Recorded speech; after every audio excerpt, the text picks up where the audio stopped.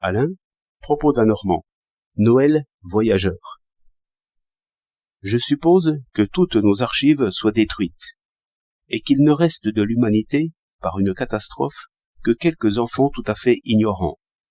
Ils prendraient des forces à mesure que les jours seraient plus longs. Le printemps et l'été leur apprendraient l'espérance. Noël et Pâques seraient ensemble en juin. Mais, au temps de la Toussaint, ils ne sauraient déjà plus espérer en regardant le ciel. En décembre, ils croiraient mourir. Mais peut-être y a-t-il un état plus naïf encore, où l'on chante Noël chaque matin, Pâques à midi, et où tous les soirs on attend la fin du monde. Chaque jour, un nouveau soleil. Tout est miracle alors. Et puis le recommencement et le témoignage de ceux qui ont vécu plus longtemps modèrent ces sentiments de terreur ou d'allégresse. Il faut une éclipse pour réveiller le désespoir. Aujourd'hui, ces successions ne nous trompent plus. Nous savons que la nuit et le jour se promènent autour de la Terre, et qu'il est midi pour d'autres hommes quand il est minuit pour nous. Et la lune, quand elle brille, nous fait voir le soleil par son reflet. L'éclipse n'est plus un miracle. La lune, la Terre, tous les corps opaques du système solaire promènent avec eux leur cône d'ombre. Le soleil et la lune ne périssent point dans l'éclipse. Le jour et la nuit ne sont plus des êtres qui naissent et meurent. Nuit ici et jour là, en même temps, selon les positions relatives. La nuit est une éclipse du soleil par la Terre, vue de la Terre. Les saisons de même. Notre hiver est l'été de l'autre hémisphère.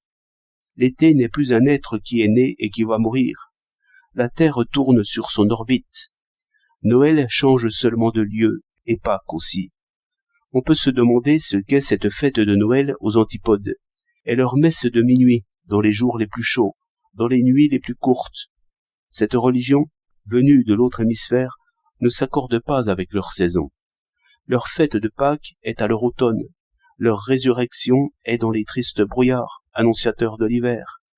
Rien ne guérit mieux de penser que la nature réellement s'éveille au printemps. Elle s'éveille ici et s'endort là. Une idée corrige l'autre, car il faut les former ensemble, et penser que le printemps avec son cortège de fleurs fait seulement le tour de la terre, et l'hiver de même. De même, lorsque la lune passe devant le soleil, nous savons bien qu'à quelques kilomètres, l'éclipse n'est que partielle, et que, pour la plus grande partie de la Terre, il n'y a point d'éclipse du tout.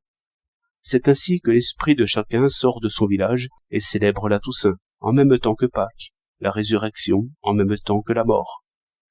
L'œil est toujours surpris quand il voit la muscade, mais l'esprit sait d'où elle vient et où elle ira. Ces images claires ont ruiné les charlatans. 29 décembre 1913.